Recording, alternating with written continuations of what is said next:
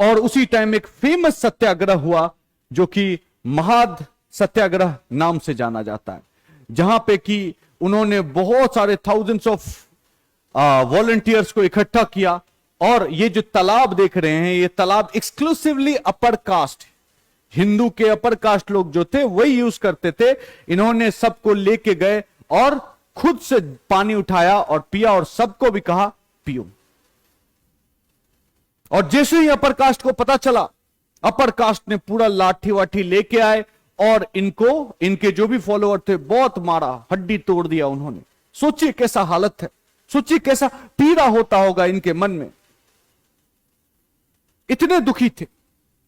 और 1927 में फिर मनुस्मृति, मनुस्मृति एक बुक है, धर्मशास्त्र का पाठ है, जो कि एक तरह से मेजर बुक बन गया, मेजर इन्फ्लुएंसिंग फैक्टर बन गया हिंदू सोसाइटी में, जो कि वर्ण सिस्टम को बर्थ के आधार पे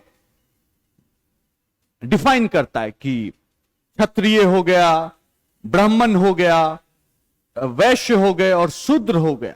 इसको बर्थ के आधार पे कर दिया। हिंदू संस्कृति में बर्थ के आधार पे डिफाइंड नहीं था ओरिजिनली, वर्ग के आधार पे था कि जिसको एक शूद्र का भी बेटा जाके ब्राह्मण का काम कर सकता था पहले, लेकिन बाद में जब मनुस्मृति आया तब उसको बर्थ पे कि शूद्र का बेटा शूद्र ही होगा और ब्राह्मण का बेटा ब्राह्मण ही होगा। आपके काम के को लेके आपका वर्ण डिवाइड नहीं हो रहा है। और ये बुक को कहा जाता है रेस्पॉन्सिबल है। महिलाओं का भी स्टेटस को बहुत डाउन इसने किया है। इस बुक में बहुत सारा इस तरह का विवादास्पद चीज लिखा है जो कि क्वेश्चनेबल है। वुमेन को कमोडिफाई कर दिया है कंप्लीटली। शूद्र को इंसान नहीं रहने दिया, उसे जानवर का स्टेटस एक तरह से दे दिया गया है। तो उस दिन उन्होंने पब्लिकली हजारों की संख्या में अपने फॉलोअर्स के साथ लेके मनुस्मृति को पब्लिकली जलाया। उसी दिन को कहा जाता है मनुस्मृति दहन दिन। मनुस्मृति दहन दिन कहा जाता है। उस दिन मनुस्मृति को खत्म किया गया, जलाया गया। और आज के डेट में भी जो अंबेडकराइट्स हैं, ये 25 दिसंबर को मनुस्मृति को जलाते हैं। तब तक ये बहुत फेमस हो गए थे, बहुत फेमस हो गए थे, ठीक है।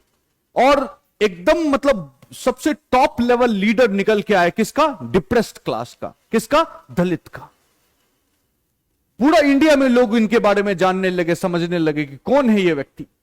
पढ़े लिखे भी बहुत थे, इनसे बात करना बड़ा कठिन होता है, ठीक है। तो उसी दौरान इनको एग्जीक्यूटिव काउंसिल में एक बार बुलाया गया और वहां पे उन्होंने डिमांड किया सेपरेट इलेक्टोरेट। इससे पहले सेपरेट इलेक्टोरेट जो था वो मुस्लिम को दिया गया था। और ये जो ब्रिटिशर्स था उनका चालाकी था, उनका दिमाग था divide and rule. Separate electorate करेगा तो डिवाइड हो जाएगा, हिंदू का अलग मुस्लिम अलग पहले किया, अब हिंदू के अंदर डिवाइड करना चाह रहे हैं वो, ठीक है। इन्होंने भी डिमांड किया, अंबेडकर साहब ने भी, कि सेपरेट इलेक्टोरेट होना चाहिए दलित के लिए। इनको भी पता था ये डिवाइड एंड रूल। ऐसा नहीं है कि बाबा साहब अंबेडकर नहीं जानते थे, बिल्कुल जानते थे, लेकिन फिर भी इन्होंने बोला कि सेपरेट इलेक्टोरेट। क्यों? क्योंकि ये कन्विंस हो गए कि कुछ भी कर लो कोई फायदा नहीं होगा। जब तक कि दलित खुद पावरफुल नहीं बनेंगे तब तक कोई फायदा नहीं होगा कोई भी चीजों का। हिंदू जो सोसाइटी है दलित को मानता ही नहीं है, हिंदू उसे जानवर की तरह ट्रीट करता है। तो हिंदू सोसाइटी में रह के हम क्या करेंगे? अलग हो जाते हैं। हमारा पॉलिटिकल, इकोनॉमिक, सोशल एजेंडा हमारा डिफरेंट हो जाएगा।